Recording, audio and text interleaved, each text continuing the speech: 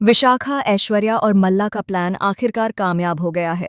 विक्रांत ने मन्नत के साथ अपनी शादी तोड़ दी है और अब उसके मन में बिल्कुल भी इच्छा नहीं है कि वह मन्नत से शादी करके उसे अपनी पत्नी बनाए। इसी के साथ उसने अपनी ही मां नीतू को जेल भेजने का प्लान भी बना लिया है।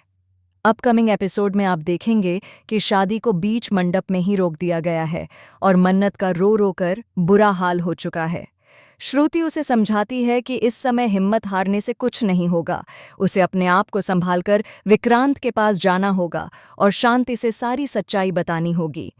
मन्नत अपने आंसू पोंछकर जैसे ही विक्रांत से मिलने पहुंचती है, सामने का नज़ारा देखकर उसके पैरों तले जमीन खिसक जाती है।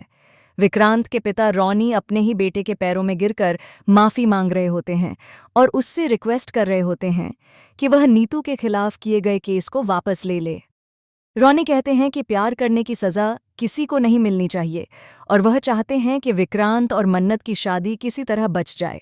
दूसरी ओर धीरज भी रो रोकर परेशान है और उसे समझ नहीं आता कि विक्रांत इतना बड़ा फैसला कैसे ले सकता है।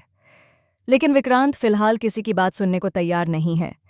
मन्नत रॉनी को समझाने की कोशिश करती है और उसे बेहद शर्म महसूस होती है कि नौबत यहाँ तक आ गई है कि एक पिता अपने बेटे के पैरों में गिरकर उसे मनाने की कोशिश कर रहा है। अब कहानी यहीं से एक नया मोड़ लेने वाली है।